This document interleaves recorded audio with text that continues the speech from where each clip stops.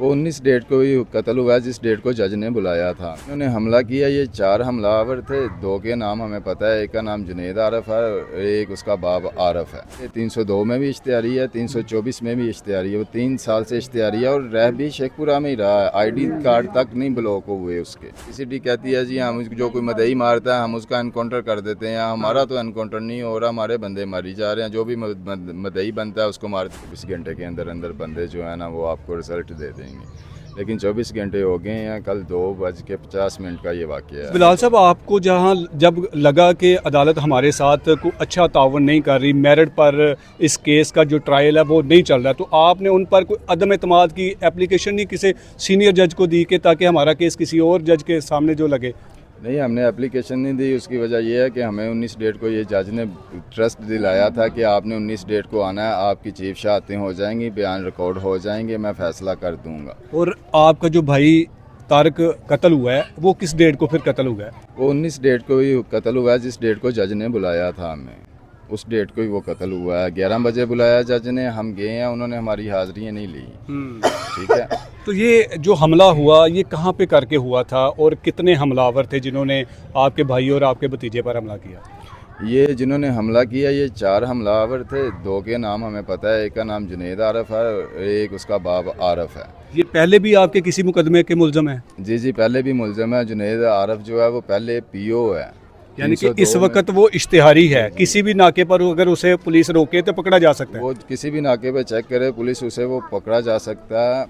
तो वो पहले 302 में भी इश्तिहारी है, 324 में भी इश्तिहारी है। वो 3 साल से इश्तिहारी है और रह भी शेखपुरा में ही रहा है। ID कार्ड तक नहीं ब्लॉक हुए उसके। अच्छा। हमने जज को दरख्वास्त दी है कि जज साहब इसका ID कार्ड तो ब्लॉक कर दें, लेकिन जज ने उस पर भी फैसला नहीं किया। ये मुल्जमान कोई इतने बाअसर हैं कि पुलिस भी इनकी फेवर में जा रही है, अदालतें भी इनके फेवर में जा रही हैं, इसकी बड़ी वजह क्या है? ये बाअसर ही हैं तो हमारे 2 मर्डर हो गए हैं ना। अगर बाअसर ना होते, पैसा ना खिलाते पुलिस को, जज को, किसी को, तो इन्होंने पैसा खिलाया ना। जो ये इतने खुलेआम इधर सड़कों पे दंदना रहे हैं, असला लहरा रहे हैं, दिन दहाड़े लोगों को कत्ल कर रहे हैं, तो ये बाअसर ही हैं तो ऐसे कर रहे हैं ना। जहाँ पर आपके पहले भाई गुलशाद को कत्ल किया थड़ा लगाकर, इसी तरह आपके भाई तारक को उसी जगह के करीब तरीन थड़ा लगा के कत्ल किया गया? जी, उसी तरह जैसे गुलशाद भाई को कत्ल किया गया उसी तरह इस भाई तारक को भी कत्ल किया गया। और 5 दिन पहले मेरे भी थड़े लगाए थे इन लोगों ने। तो आपने पुलिस को या फिर आपके शहर में आपके चंद किलोमीटर पर जो है वो DPO साहब का दफ्तर है, आपने उनको नहीं बताया कि हमें ऐसे लोगों से ख़तरा है, हमें तहफ़्फ़ुज़ दिया जाए? सर, DPO साहब के पास मैं 12 दफ़ा गया हूँ, उनको बार बार जाके बताया। DPO साहब मुझे कहते हैं 14 दिन का टाइम ले लो जी, 7 दिन का टाइम ले लो जी, 8 दिन का टाइम ले लो जी। मैं 12 दफ़ा उनके पास गया हूँ। DPO बिलाल जफ़र साहब के पास गए हैं? DPO बिलाल जफ़र शेख साहब के पास मैं 12 दफ़ा गया हूँ। 2 दिन पहले भी गया हूँ। 2 दिन पहले मैं ASP राव सिंह है उसके पास भी जाके मैं बता रहा हूँ कि बंदे इधर घूम रहे हैं, बंदे हमारी रैकी कर रहे हैं, लेकिन उसके बावजूद भी जो है ना वो कोई रद्द अमल नहीं आया, कोई रिजल्ट नहीं मिला। उल्टा हमारा एक और भाई जो है ना उसका मर्डर कर दिया गया, उसके बच्चे यतीम कर दिए गए। मकतूल तारक कितने बच्चों का बाप था? वो 5 बच्चों के बाप थे। और जो गुलशाद? वो 4 बच्चे हैं उनके, गुलशाद के। यानी कि 9 बच्चे आप लोगों के यतीम हो चुके हैं? 9 बच्चे यतीम हो चुके हैं। और अभी तक आपको इंसाफ की कोई उम्मीद नहीं, कोई तवक्को नहीं? उम्मीद नहीं इंसाफ की, कोई कुछ नहीं कर रहा। वो हमने बंदे दिए हैं, नंबर दिए हैं, हर चीज़ बताई है, लेकिन अभी तक कोई रिजल्ट नहीं है। POS CCD कहती है जी हम जो कोई मदई मारता है हम उसका एनकाउंटर कर देते हैं। हमारा तो एनकाउंटर नहीं हो रहा, हमारे बंदे मारी जा रहे हैं। जो भी मदई बनता है उसको मार दिया जाता है। बिलाल साहब, कल हमने बड़े दिल खराश किस्म के मनाजर देखे जब कुछ बेटियां, हमारी कुछ बहनें अपने बाप की या फिर अपने भाई की मैयत को लेकर जो है वो सड़क पर नंगे सर घूम रही थी और एहतजाज कर रही थी कि हमें इंसाफ दिया जाए। तो उस एहतजाज के बाद पुलिस ने आपको क्या यकीन दहानी करवाई कि उसके बाद आपने मैयत को सड़क से उठाया? रात को लेट नाइट आपके एहतजाज के दौरान लाइटें भी बंद की गई, तो फिर किस यकीन दहानी के तहत आपने अपने एहतजाज को ख़त्म किया और अब जो है वो अपने भाई की जो आखिरी रसूमात हैं उनके लिए जो है वो तैयारियाँ कर रहे हैं? पुलिस ने हमें रात को यही यकीन दहानी कराई थी कि आप इधर से जाएं, उठ जाएं, आप अपने जो रस्मात वगैरह हैं वो अदा करें। हम 24 घंटे के अंदर अंदर बंदे जो है ना वो आपको रिज़ल्ट दे देंगे। लेकिन 24 घंटे हो गए हैं। कल 2:50 का ये वाक़या है। लेकिन अभी तक हमें कोई रिज़ल्ट नहीं मिला। हमने देखा कि गली के बाहर कमांडो फोर्स के एक जवान एक डाले में खड़े हैं, वो आपके तहफ़्फ़ुज़ के लिए हैं या फिर वो किस लिए? इससे पहले भी वो आपके तहफ़्फ़ुज़ के लिए खड़े होते थे? नहीं सर, इससे पहले कोई तहफ़्फ़ुज़ के लिए नहीं। एक एसपी को मैं जाके बता रहा हूँ कि मुझे थ्रेड है, एसपी ने उस वक्त नहीं दिया, हमें कोई स्कार्ड दी। हाँ। ठीक है, ये तो सिर्फ एक पब्लिसिटी करने के लिए या टिकटॉक बनाने के लिए कि हम जी इधर चौको चाको चबंद दस्ते खड़े हैं, हमें क्या फ़ायदा इन दस्तों का? नाज़रीन, इस चौको चबंद दस्ते की वीडियो फुटेज मैंने वहाँ से आते हुए बनाई है, वो आप देख सकते हैं कि ये जो तहफ़्फ़ुज़ के लिए खड़े हैं, ये इनके तहफ़्फ़ुज़ के लिए नहीं है, बंदूकें इनके पास हैं, बुलेट प्रूफ जैकेटें इन्होंने पहनी है और ये अपने तहफ़्फ़ुज़ के लिए खड़े हैं और टाइम गुजार रहे हैं कि हमारी ड्यूटी ख़त्म हो, हम अपनी अय्याशी करें और फिर उसके बाद ये जाने और इनका काम जाने। अगर पुलिस इनके साथ मेरिट पर और इस केस को बड़ा संजीदगी से देखती, जिस तरह से मेरे भाई ने बताया कि हमने डीपीओ के पास बारहा जाकर कहा और वो डीपीओ जो पिछले 3 साल से इस शहर की आवाम पर इस तरह से मसल्लत किया गया है, जिसका शायद आला अशराफिया के साथ उनके बड़े अच्छे ज़ाती ताल्लुकात होंगे या फिर कोई और ज़ाती मकसद के लिए इस डीपीओ को पूरे पंजाब के अगर क्राइम रेशो की मैं बात करूं तो सबसे नंबर 1 डीपीओ शेखोपुरा की नाकस कारकर्दगी बिलाल ज़फ़र साहब की है। और इतनी नाकस कारकर्दगी के बावजूद भी इस डीपीओ साहब को तमगाए इम्तियाज़ से भी नवाजा गया। जब इस तरह के नाअहल अफसरान इस तरह की आवाम के ऊपर मसल्लत कर दिए जाएंगे तो सोचें फिर ये जो बच्चे हमारे हैं, ये बच्चे अपने बाप को इंसाफ दिलवाने के लिए अदालतों के या फिर इन अफसरान के दरवाजे नहीं खटखटाएंगे। वो फिर ये मायूस, इस सिस्टम से मायूस होकर ये कलम के बजाय हथियार को पकड़ेंगे और फिर एक नया मुल्ज़म पैदा होगा। और जब भी नया कोई मुल्ज़म पैदा होता है उसके पीछे हमारी पुलिस का कहीं ना कहीं कोई ना कोई रोल तो ज़रूर होता है।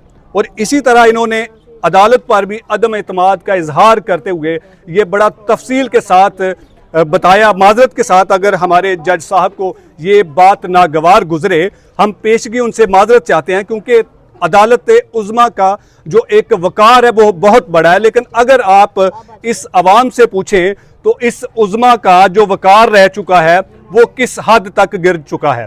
अगर ये मुद्दई जो अपनी अदालत में जज को बता रहे हैं कि हमें हमारे पीछे मुल्ज़मान लगे हैं, हमें इंसाफ दे दिया जाए या फिर हमें वो टाइम दे दिया जाए जिस टाइम पर आकर हम हाज़िरी लगाएं, लेकिन उन्होंने इन पर सख्ती की।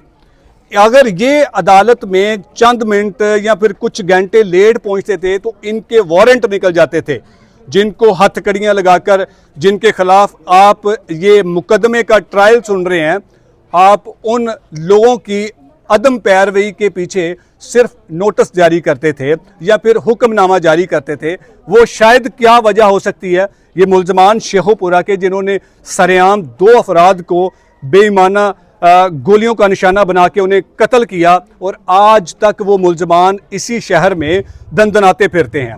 यहाँ पर लगे जो सेफ सिटी के कैमरे हैं वो इन मुल्ज़मान की शनाख्त नहीं कर सकते, वो इन मुल्ज़मान को पकड़वाने की पुलिस की मदद नहीं कर सकते, क्योंकि जिन्होंने पकड़ना है वही इनको ये तसल्लियाँ देते हैं कि ये मुल्ज़मान तो आपके नहीं हैं। ये 2023 से शुरू होने वाली मामूली सी बात पर बढ़ने वाली दुश्मनी जो आज 2 अफराद की जानें निकल चुकी है और इस सबसे पहले इस भाई को निशाना बनाया गया। अल्लाह ने इनकी ज़िंदगी बख्शी थी, ये बच गए। आज इन्हीं का भतीजा 23 साला नौजवान जो अपने बाप के साथ बाइक पर आ रहा था, उसे भी 4 गोलियां मार के इस वक्त वो लाहौर के म्यू हॉस्पिटल में ज़िंदगी और मौत की जंग लड़ रहा है। आप तमाम लोगों से गुजारिश है और बिलखसूस वज़ीर आला पंजाब मरियम नवाज़ साहिबा से कि आपने सीसीडी को बनाकर बहुत अच्छा काम किया, लेकिन शेखोपुरा की सीसीडी अगर इंसाफ दिलवाती है तो वो सिर्फ अपने पेटी भाइयों को पहुंचाने वाले नुकसान को इंसाफ देती है कि हमारे पेटी भाई पर कोई उंगली ना उठाए। आज इस शहर में न जाने इस डिवीज़न में बेशुमार कत्ल हो चुके हैं, लेकिन हमने कोई सीसीडी की कोई बड़ी कार्रवाई या फिर ऐसे लोगों को इंसाफ दिलाते हुए हमारे सामने ऐसी कोई खबर नहीं आई। अगर ये वीडियो बिलाल ज़फ़र साहब आप सुन रहे हैं, क्योंकि आपने हमारे नंबर तो ब्लॉक कर दिए हैं क्योंकि सच सुनने की आपके अंदर हिम्मत नहीं है, तो ये वीडियो सुनिएगा और इनको इंसाफ दिलवाइएगा, झूठे वादे मत कीजिएगा। जिस तरह से रात को आपने इनके जिनका एक प्यारा, जिनकी बच्चे यतीम हो गए थे, वो अपने बाप को इंसाफ दिलवाने के लिए एहतजाज कर रहे थे, आपने लाइटें बंद कर दी। ये पीटीआई के लोग नहीं थे, ये इमरान खान की रिहाई का मुतालबा नहीं कर रहे थे, ये आपकी नाअहल कारकर्दगी और नाअहल अफसरान को एक्सपोज कर रहे थे और आपसे ये मुतालबा कर रहे थे कि हमारे जो मुल्जमान हैं, जो कातिल हैं, उनको पकड़ें, उनको निशाने इबरत बनाएं। लेकिन आपने इनकी आवाज़ को दबाने के लिए लाइटें बंद कर दी। लाइटें तो फिर भी ओपन हो जाएगी। ये आज रब ने इतना बड़ा सूरज से इतनी रोशनी पिलाई हुई है, इनका मौक़िफ़ हम ऐवानों तक लाजमी पहुँचाएँगे और कोशिश करेंगे कि हमारे ऐवानों में बैठे बेहिस गूंगे बहरे हुक्मरानों को ये हमारी वीडियो पहुँचे और इस शहर के जो हुक्मरान हैं, जिस भी जमात से हैं, खुदारा उनसे भी गुजारिश है कि ये आपके वोटर सपोर्टर हैं, इंसाफ के लिए दो कीमती जाने गवा बैठे हैं। आप कहाँ पर सोए हुए हैं, तब आप निकल आते हैं जब आपको इनकी ज़रूरत होती है। हम कोशिश करेंगे कि वो जिस घर का तनाज़ा शुरू हुआ था, वो घर आपको दिखाएं, वो जाए वकूआ आपको दिखाएं जहां सरेआम शेखोपुरा में बाप बेटे को गोलियों का निशाना बनाया। तो अगली वीडियो में दोबारा आपसे मुलाकात होगी, तब तक के लिए अल्लाह निगहबान।